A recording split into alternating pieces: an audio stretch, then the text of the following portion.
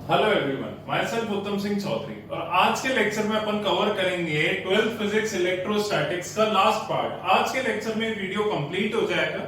आज मुझे आपको दो टॉपिक्स पढ़ाने हैं और कुछ न्यूमेरिकल्स बताने हैं जो थोड़े टफ न्यूमेरिकल्स थे। अब देखिए, लास्ट की क्लास में अपन ने क्या पढ़ा था कि इलेक्ट्रिक फ्लक्स क्या होता है, जिसको फाई से डिनोट करते हैं कि कितनी number of electric field lines एक यूनिट एरिया में से पास कर रही है, जो कि अपन ने पढ़ा था E into D S.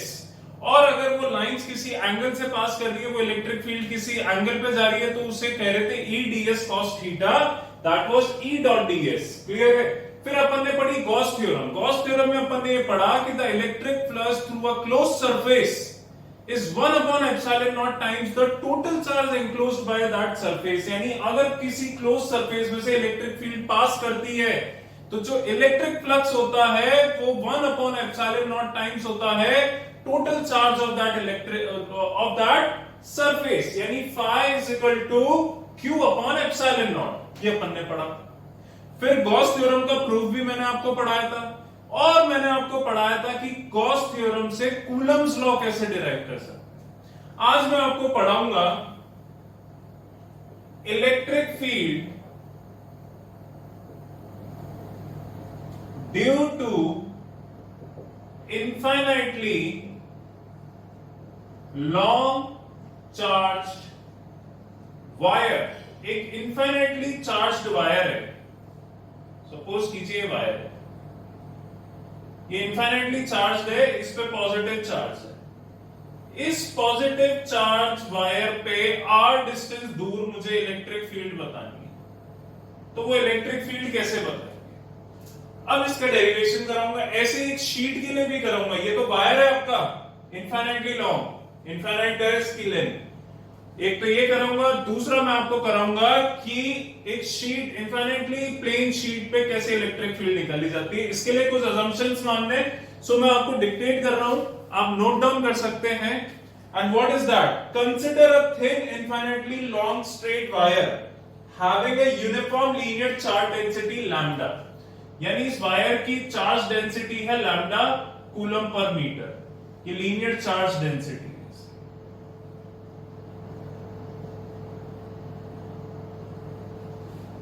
Now, by the symmetry, the electric field E of the line charge is directed radially outwards and its magnitude is same in all points, equidistant from the line charge. To determine the field at a distance r from the line charge, we choose a cylindrical Gaussian surface of radius r, length L, with its axis along the line charge. Is that clear? So now, देखिए, इसकी linear charge density lambda मान ली। अब मैं इसके around r distance दूर मुझे electric field बतानी है इस पॉइंट पे। सो मैं एक गॉसियन सरफेस अज्यूम करूंगा, cylindrical Gaussian surface. Gaussian surface assume कर ली मैंने, ठीक है।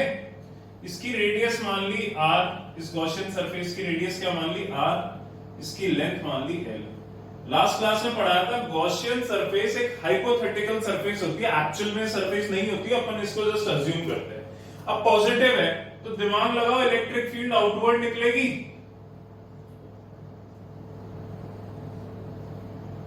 सो तीन जगह पे इलेक्ट्रिक फील्ड कंसिडर कर लेता हूं। यहां पे एरिया मान लेता हूं ds1, यहां पे मान लेता हूं ds2 और यहां पे मान लेता हूं ds3। देखिए भैया, या तो ds2 का डायरेक्शन भी यही होगा और इलेक्ट्रिक फील्ड का, या एरिया डायरेक्शन आउटवर्ड और या डाउनवर्ड। या तो अपवर्ड होगा क्योंकि टॉप सरफेस है, डाउन सरफेस है, तो एरिया डाउनवर्ड होगा, एरिया वेक्टर। इलेक्ट्रिक फील्ड तो इसी डायरेक्शन में जाएगी पॉजिटिव से। एक गॉसियन सरफेस मानिए सिलेंड्रिकल, जिसकी लेंथ l है, रेडियस r है। मुझे इस पॉइंट पे यहां पे इलेक्ट्रिक फील्ड बतानी है आउटर सरफेस पे। सो अब अगर टोटल इलेक्ट्रिक फ्लक्स निकाला जाए इस पूरी गॉसियन सरफेस का, तो वो क्या होगा? Close surface E dot ds1 plus close surface E dot ds2 plus close surface E dot ds3। यानी मैंने तीन पॉइंट्स माने, तो E dot ds1, E dot ds2, E dot ds3। बोले क्लियर? नाउ इसके बीच में 90, 0 डिग्री, 90 डिग्री का angle है। सो डॉट प्रोडक्ट लगा दो, ये हो जाएगा close surface E ds1 cos 90, E ds2 cos 0, E ds3 cos 90। बोलो क्लियर है? cos 90 जीरो होता है, सो इलेक्ट्रिक फ्लक्स तुम्हारा बच जाएगा E ds2। ये 1 और 3 वाले जीरो हो जाएंगे क्योंकि ये परपेंडिकुलर है, तो सिर्फ E ds2 बच जाएगा। E बाहर आ जाएगा, ds2। तो बेटा curved surface area, ds2 curved surface area को कवर कर रहा है, तो कर्व्ड सरफेस एरिया सिलेंडर का क्या होता है? 2 पाई RH। सो यहां पे हो जाएगा 2 पाई RL। ये आ गया तुम्हारा फ्लक्स। अब फ्लक्स किसके इक्वल होता है? Gauss theorem, total charge upon epsilon naught, Q upon epsilon not. पर दिमाग लगा लो, इसकी अगर लीनियर चार्ज डेंसिटी लैम्डा है और लेंथ L है, तो इसका टोटल चार्ज क्या हो जाएगा? Linear charge density into length. अरे भैया लैम्डा क्या होता है? dq by dl, तो dq क्या हो जाएगा? लैम्डा इनटू dl, यानी ये हो जाएगा lambda L upon epsilon not. ये गॉस थ्योरम से तुम्हारा आ गया। ये तुमने वैसे डिराइव करा है, दोनों को इक्वल कर दो। So E into 2 pi RL is equal to lambda L upon epsilon not.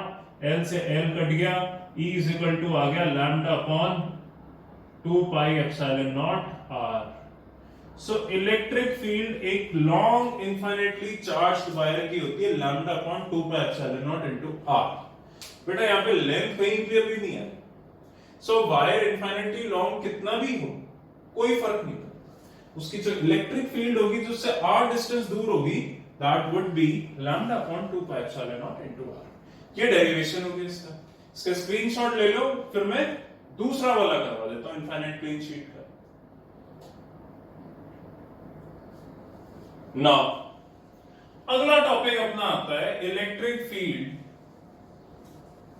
due to an infinitely charged plane sheet।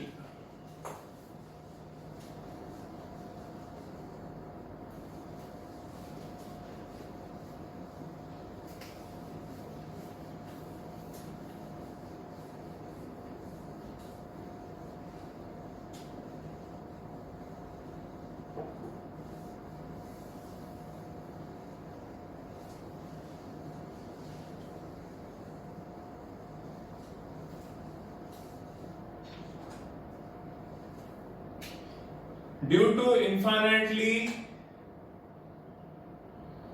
charged plane sheet,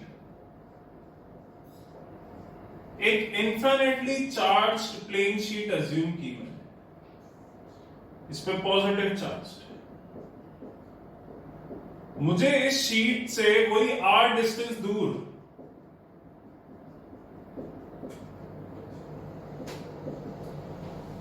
वो निकालना है, क्या कहते हैं? Electric field. सो इसका भी असम्पशन मैं आपको पढ़ के बता देता हूं, असम्पशन सुन लेना, जिसको आप कॉपी करना चाहो तो कर सकते हो। Consider a thin infinitely plane sheet of charge with uniform surface charge density sigma, यानी सिग्मा अपने को इसकी सरफेस चार्ज डेंसिटी मानी। देखो वो वायर था, वो लेंथ वाइज था, तो वहां पे लीनियर चार्ज डेंसिटी माना था। ये शीट है, इसका एरिया काउंट होगा, तो यहाँ पे सरफेस चार्ज डेंसिटी मानते हैं, जिसको कूलम पर मीटर स्क्वायर कहते हैं। सिग्मा पढ़ा है तुमने कंटीन्यूअस चार्ज डिस्ट्रीब्यूशन में, रो सिग्मा लैम्डा 3 पढ़ाए थे। इसे सरफेस चार्ज डेंसिटी का। अब we wish to calculate its electric field at a point P at a distance r from it. By the symmetry, electric field points outward normal to the sheet. So, a Gaussian surface, we choose a cylindrical Gaussian surface of cross-sectional area A and length 2r with its axis perpendicular to the sheet. देखिए, इसमें इसने क्या करा है? इसने बोला है कि Gaussian surface assume करो। ये Gaussian surface assume कर ली, cylindrical Gaussian surface। और ये Gaussian surface perpendicular है शीट के। वो तो वायर के पैरेलल थी, वायर था उसके पैरेलली गॉसियन सरफेस मानी थी। यहाँ पे गॉसियन सरफेस परपेंडिकुलर मानिए, इसका क्रॉस सेक्शनल एरिया a माना है और इसकी लेंथ मानिए 2r। ये लेंथ ऑफ द सिलेंडर कितनी हो जाएगी 2r। मुझे इस p पॉइंट पे वो निकालनी है इलेक्ट्रिक फील्ड, ये p ये p डैश। देखो भैया इलेक्ट्रिक फील्ड यहां लगेगी आउटवर्ड, क्लियर है। अब टोटल इलेक्ट्रिक फील्ड कितनी हो जाएगी Gaussian surface, total electric flux कितना हो जाएगा EA प्लस EA, क्योंकि ये भी एरिया कितना होगा क्रॉस सेक्शनल एरिया A, सो ये हो जाएगा 2EA। अब गॉस थ्योरम तुमने पढ़ी है, क्या होता है Gauss theorem, electric flux is equal to Q upon epsilon naught. Q कितना हो जाएगा सिग्मा इंटू A होगा। अरे भैया सरफेस चार्ज डेंसिटी क्या होती है, चार्ज अपॉन एरिया, यानी सिग्मा किसके बराबर होता है Q अपॉन A के, तो Q कितना हो जाएगा sigma A upon epsilon naught. दोनों फाई को इक्वल कर दो, एक फाई तो ये आ गया तुम्हारा 2EA, एक ये आ गया sigma A upon epsilon naught, दोनों को बराबर करा 2EA is equal to sigma A upon epsilon naught. A से A कट गया, इलेक्ट्रिक फील्ड आ गई sigma upon 2 epsilon naught. So जो इलेक्ट्रिक फील्ड होगी that would be equal to sigma upon epsilon naught. Is that clear for a infinitely charge plane sheet. एक चीज यहाँ पे ट्रिकी है वो बता रहा हूं, ध्यान रखना। अगर पॉजिटिव चार्ज की शीट है तो सिग्मा की वैल्यू 0 से बड़ी होगी, और अगर नेगेटिवली चार्ज शीट है तो इलेक्ट्रिक फील्ड इनवर्ड आती है, सिग्मा की वैल्यू 0 से छोटी होगी। हमेशा ध्यान रखना कि न्यूमेरिकल्स करो उसमें एक चीज देखने को मिलेगी, अगर पॉजिटिवली चार्ज शीट है तो सिग्मा की वैल्यू जो तुम्हारी आ रही है वो 0 से बड़ी होगी, और नेगेटिवली चार्ज शीट है तो सिग्मा की वैल्यू 0 से छोटी होगी। क्लियर है क्या। अब कुछ न्यूमेरिकल्स है, इस एक्सरसाइज के क्या न्यूमेरिकल्स करने इस टॉपिक के वो मैं आपको बता देता हूं, उनको कर लीजिएगा। Example 69, 72, 75, that's all. ये चैप्टर खत्म होता है आपका इसके बाद, और इसमें कुछ ऐसा टॉपिक नहीं बचता है जो कि अब बहुत ही ज्यादा इंपॉर्टेंट है और वो नहीं हुआ हो, सो इसको कर लें। एक दो न्यूमेरिकल्स है जो अभी मैं आपको कराता हूं, एक बार इसका स्क्रीनशॉट ले लें।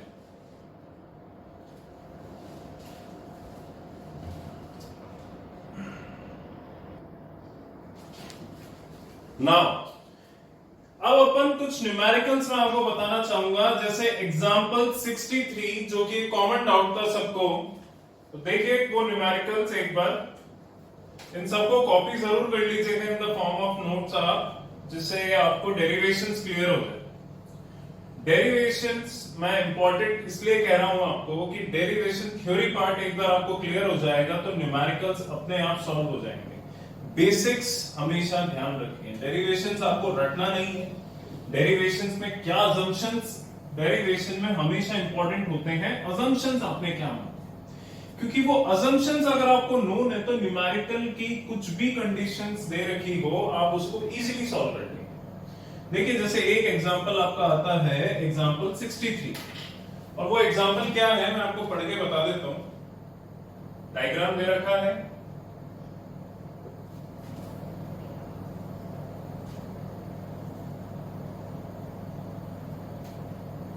x, y, z,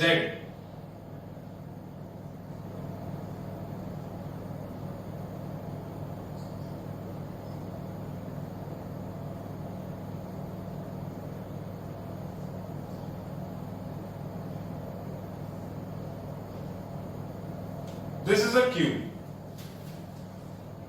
ये डिस्टेंस है a and this is also a। Electric field इस डायरेक्शन में है, इस साइड जा रही है एक्स एक्सिस की तरफ। क्लियर है। The electric field components are in the figure. X axis की इलेक्ट्रिक फील्ड दे रखी है आपको अल्फा एक्स की पावर 1/2, वाई और जेड 0 दे रखा। अल्फा की वैल्यू आपको दे रखी है 800 न्यूटन पर कूलम पर मीटर स्क्वायर, और ए आपको अज्यूम करने को कहा है 0.1 मीटर। क्लियर है?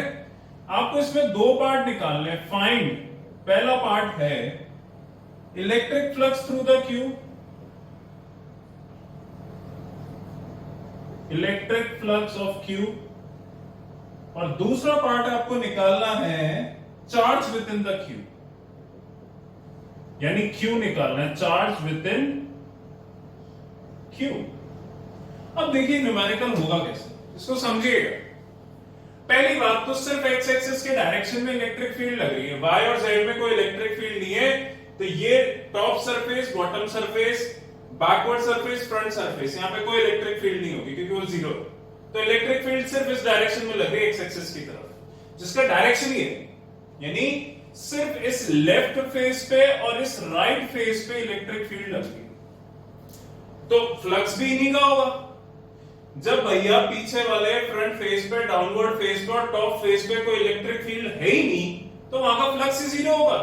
तो इस पूरे क्यूब का जो फ्लक्स निकालना है वो सिर्फ इस लेफ्ट और राइट फेस की वजह से होगा। Is that clear? पहले फ्लक्स निकाल लेना, फिर गॉस थ्योरम लगाओगे तो चार्ज आ जाएगा। गॉस थ्योरम क्या होती है? फ्लक्स बराबर चार्ज अपॉन एप्सिलॉन नॉट। तो चार्ज कितना हो जाएगा? Flux into epsilon not. Epsilon not की वैल्यू बता रहा हूं, पता है तुम्हें, फ्लक्स निकाल लोगे तो चार्ज आ जाएगा। अब सॉल्व कैसे होगा तो वो देखो। पहले लेफ्ट फेस की बात करते हैं, तो लेफ्ट फेस का फ्लक्स कितना होगा? EX, E for the left face into area. तो इसका एरिया कितना होगा बेटा? दिमाग लगा दो, एरिया कितना होगा इसका? A square. क्लियर है क्या एक चीज? क्लियर है? इसका एरिया कितना काउंट करूंगा मैं? A square. क्वेश्चन वापस एक बार, इसने भी कुछ अजम्पशन माने हैं। For the non shaded faces the angle between E and S is π/2। Clear है? अब इसने एंगल लिया है A स्क्वायर, यहां पे E का डायरेक्शन ये रहा और सरफेस एरिया का ये रहा, तो ये क्या हो जाएगा? E डॉट ds, ये मान लो पहले। तो ये क्या हो जाएगा? EL ds cos 180।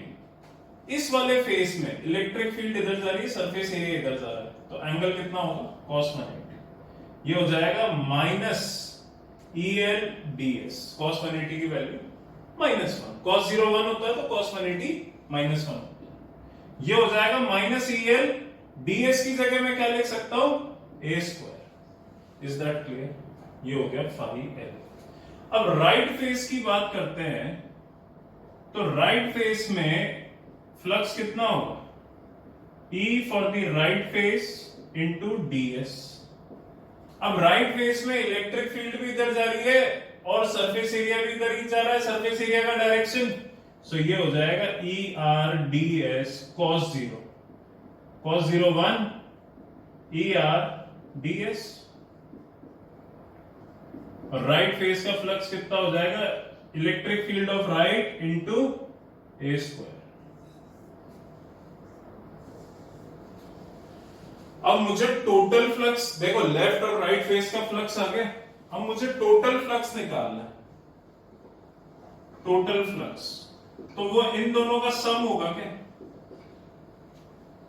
इन दोनों का सम कर दोगे तो क्या आ जाएगा? E minus EL A square plus ER A square.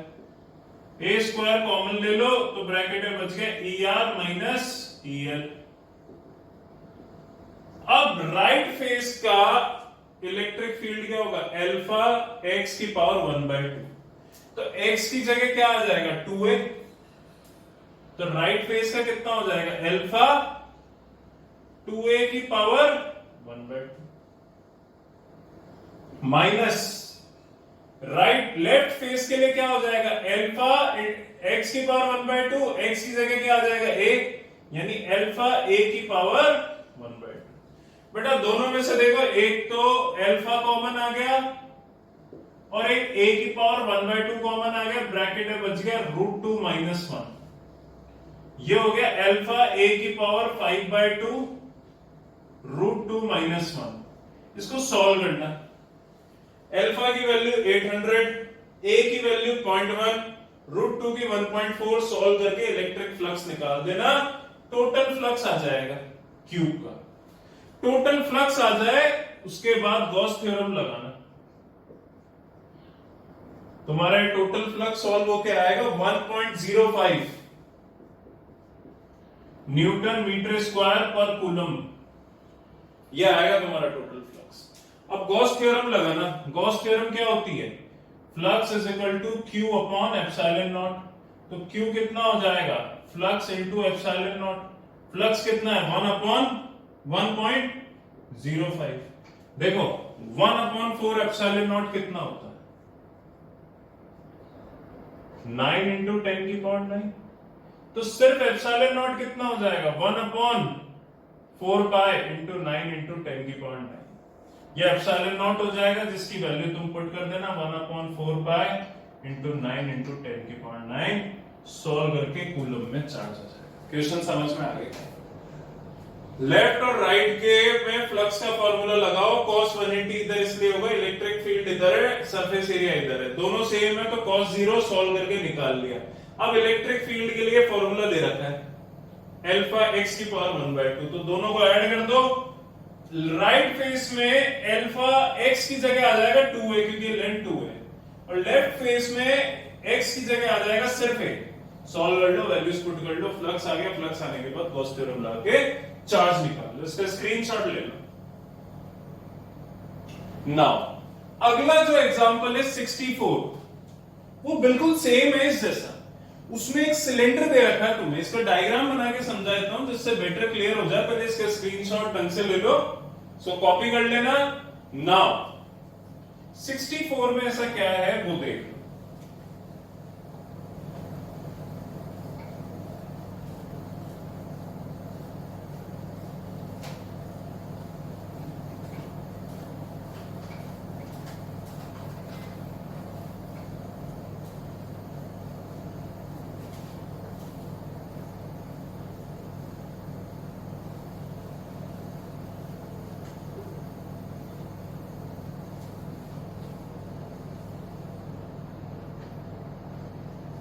देखो एग्जांपल 64 क्या है?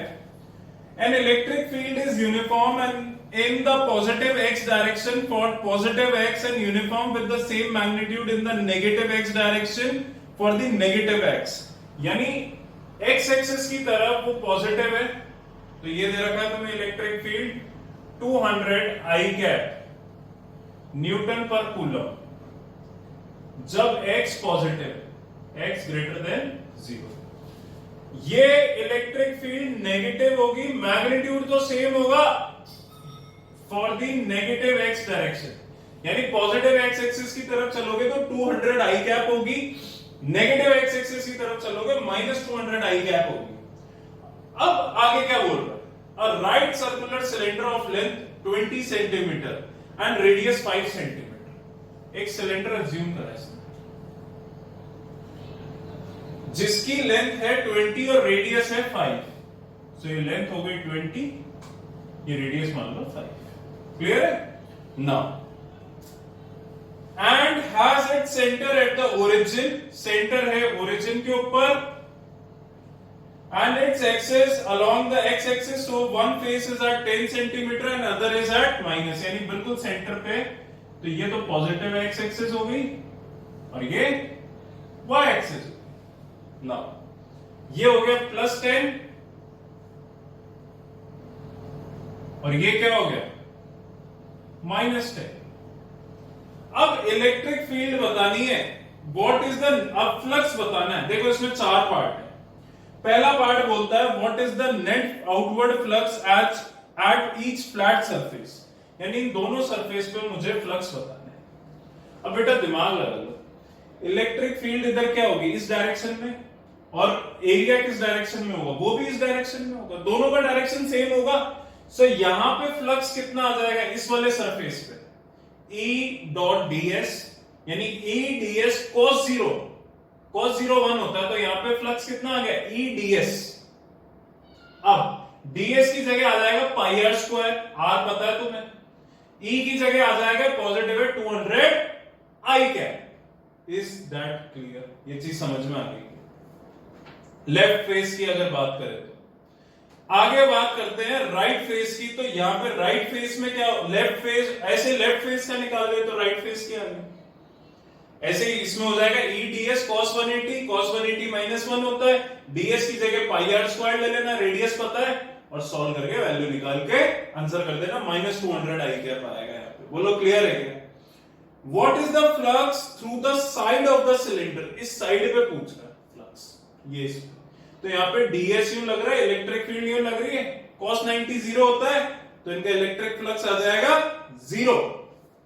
फिर पूछ रहा है थर्ड पार्ट में, what is the net outward flux through the cylinder, पूरे सिलेंडर से कितना फ्लक्स होगा। तो भैया पर इन वॉल से तो 0 है, सिर्फ फ्लक्स कहां से जा रहा है, इससे और इससे, तो इन दोनों का ऐड करके बता देना, इन दोनों का आएगा 1.57 1.57, तो ऐड कर देना, आंसर आ रहा है 3.14 न्यूटन मीटर स्क्वायर पर कूलम। फोर्थ पार्ट में पूछता है what is the net charge inside the cylinder. तो भैया अभी तुम्हें पढ़ा है, फ्लक्स आ गया टोटल, चार्ज क्या हो जाएगा, फ्लक्स इनटू एप्सिलॉन नॉट की वैल्यू तुम्हें पता है, सॉल्व करके चार्ज निकाल लेना, जो कि आ जाएगा 2.78 इंटू 10 की पावर -1 10 की पावर -11 कूलम। बोलो क्लियर? तो ये दो एग्जांपल क्लियर हो गए कि मेन डायरेक्शन पे डिपेंड करते हैं। अभी मैं आपको समझा देता हूं वापस, अगर आपको डाउटफुल अभी भी लग रहा है तो पहले तो निकालनी है इन फेसेस पे, लेफ्ट और राइट, लेफ्ट और राइट निकाल लोगे, ई डॉट ds cos 0, क्योंकि दोनों का सेम डायरेक्शन है, तो cos 0 1 होता है, ई ds हो जाएगा, ds की जगह ले लेना पाई आर स्क्वायर, e की जगह ले लेना 200 आई के। बोलो क्लियर है? यस और समझ में आ गई क्या चीज? क्लियर है? बस खत्म। इसके बाद कोई एग्जांपल, अब मैं आपको एग्जांपल्स बता देता हूं जो आपके लिए इंपॉर्टेंट है। देखिए सुनिए शुरू से लेकर एंड। एक तो आप कूलम्स लॉ के, जो कूलम्स लॉ पढ़ाया था उसके न्यूमेरिकल्स करें। जब आप नोट्स खोलेंगे पीडीएफ, अगर बुक आपके पास है तो इट्स वेल एंड गुड, नहीं है तो मैंने पीडीएफ आपको भेजा, तो कूलम्स लॉ जो मैंने आपको पढ़ाया था इसमें एग्जांपल 6 है, एक फ्री पिथ बॉल ए, तो इस टाइप के न्यूमेरिकल्स इंपॉर्टेंट है। फिर इसमें एग्जांपल 9 और 10 इंपॉर्टेंट है कि दो कॉपर स्फीयर्स हैं, पहले मैंने उनको वैक्यूम में रखा, फिर मैंने उनको वाटर में रखा, उनके फोर्स में क्या चेंज आएगा। या फिर एक स्फीयर था अनचार्ज्ड, मैंने उसको दूसरे पे टच किया तो उनका चार्ज रीडिस्ट्रीब्यूट हो जाएगा। इस टाइप के न्यूमेरिकल्स। दो चार्जेस के बीच में एक चार्ज मैं किस पॉइंट पे रखूं कि वो इक्विलिब्रियम में आ जाए, वो 0 फोर्स सफर करे, तो वो डिस्टेंस निकालने के न्यूमेरिकल्स इंपॉर्टेंट है। ये कूलम्स लॉ के ही चल रहे हैं। फिर आप आ जाते हो अगले वाले टॉपिक पे, प्रिंसिपल ऑफ सुपरपोजिशन में, कि जैसे ट्राइंगल है उस पे 3 चार्जेस रखे हुए हैं, स्क्वायर पे 4 चार्जेस रखे हुए हैं, तो बताओ उन पे नेट चार्ज कितना होगा। ये प्रिंसिपल ऑफ सुपरपोजिशन के इंपॉर्टेंट है। इलेक्ट्रिक फील्ड में एग्जांपल 31 इंपॉर्टेंट है कि एक पैरेलल प्लेट है, उसके बीच में इलेक्ट्रिक फील्ड है, एक इलेक्ट्रॉन फॉल हो रहा है, एक प्रोटॉन फॉल हो रहा है। ये न्यूमेरिकल्स इंपॉर्टेंट है। सुपरपोजिशन ऑफ इलेक्ट्रिक फील्ड, ये न्यूमेरिकल्स इंपॉर्टेंट है कि ये ट्राइंगल, स्क्वायर, इनमें बताओ नेट इलेक्ट्रिक फील्ड क्या होगी। Continuous charge distribution is okay, अगर आप करते हो तो एक दो न्यूमेरिकल्स हैं। डायपोल के डेरिवेशंस इंपॉर्टेंट है, axial point, equatorial point, torque on the dipole, ये तीनों डेरिवेशंस इंपॉर्टेंट है, याद रखिएगा। इसके न्यूमेरिकल्स भी कर लीजिएगा, इट्स इजी, पर इसके derivation is very very important. Electric field lines are the property, it's a theory topic. Flux theory topic है, इंपॉर्टेंट है, पता होना चाहिए। गॉस थ्योरम क्या होती है, स्टेटमेंट। गॉस थ्योरम का प्रूफ, और गॉस थ्योरम से कूलम्स लॉ कैसे डिराइव कर सकते हो, ये तीनों इंपॉर्टेंट है। और इसके न्यूमेरिकल जो इंपॉर्टेंट थे, ये दोनों मैंने अभी आपको कराया, 63 और 64, ये दोनों इंपॉर्टेंट न्यूमेरिकल है, याद रखिएगा इसको। और आपको जो दो टॉपिक पढ़ाया कि infinitely long charge wire, infinitely plane sheet, charge plane sheet, इसके डेरिवेशंस और इसके जो एक दो न्यूमेरिकल्स मैंने आपको बोले, ये चैप्टर खत्म हो जाता है इसमें। अब मैं आपको वर्कशीट सेंड कर दूंगा, आप इस चैप्टर को करें मंडे तक, आपके पास 2 दिन है, इस पूरा चैप्टर को कंप्लीट करें। कोई भी डाउट हो आज पूछ ले, कल पूछ ले मेरे से। मंडे से मैं अगला चैप्टर, मंडे से नेक्स्ट चैप्टर स्टार्ट करूंगा, not from Monday, Tuesday, TTS, Tuesday, Thursday, Saturday में आपको 3 लेक्चर्स भेज दूंगा। देन मैं आपका सेकंड चैप्टर स्टार्ट करूंगा, उससे पहले आप इस चैप्टर को कंप्लीट करें। कोई भी डाउट आपको आए आप मेरे से पूछे। एक बार ये चैप्टर क्लियर हो जाए फिर अपन सेकंड चैप्टर करेंगे, वो थोड़ा अ बिट इजियर चैप्टर है। देखिए ये पहले 3 चैप्टर तीनों एक दूसरे से लिंक्ड। इलेक्ट्रोस्टैटिक जो अपन ने अभी पढ़ा, इलेक्ट्रिक चार्जेस एंड फील्ड। दूसरा आएगा potential and capacitance. Third one is current. Current lengthy है बट दैट्स आल्सो इंपॉर्टेंट। फिर आपके पास आते हैं magnetic effect of current, magnetism, clear है, ईएमआई और एसी। ये आखिरी के 4 चैप्टर है फर्स्ट बुक के, ये एक दूसरे से रिलेटेड है। सो फर्स्ट बुक इजियर है, सेकंड बुक भी इजियर है। 12th का syllabus is not that much tough जितना आप इसको समझ रहे हैं। 11th से तो इजी, पर आप इसको पढ़ेंगे अच्छे से करेंगे, दैट्स मोर इंपॉर्टेंट। क्लियर है, इसको कंप्लीट करें। कोई भी डाउट्स आए मेरे से फोन करके पूछे। ट्यूसडे से will start with another chapter. ये चैप्टर कंप्लीट हो गया, इसके न्यूमेरिकल्स भी करें। Theory part is more important. देखिए न्यूमेरिकल्स अगर आपको अभी बहुत ज्यादा प्रॉब्लम आ रही है so it's not a big deal. आपकी जब क्लासेस रिज्यूम होगी मैं आपको उसमें अच्छे से करा दूंगा, बट थ्योरी टॉपिक्स, डेरिवेशंस, वो इंपॉर्टेंट है, उसको पहले कंप्लीट करें, अच्छे से कंप्लीट करें। न्यूमेरिकल्स मैं करा दूंगा। आपको आ रहे तो इट्स वेल एंड गुड, नहीं आ रहे तो आपको मुझसे पूछे। फिर भी नहीं आपको क्लियर हो पाता है so no need to panic, will cover. Thank you so much.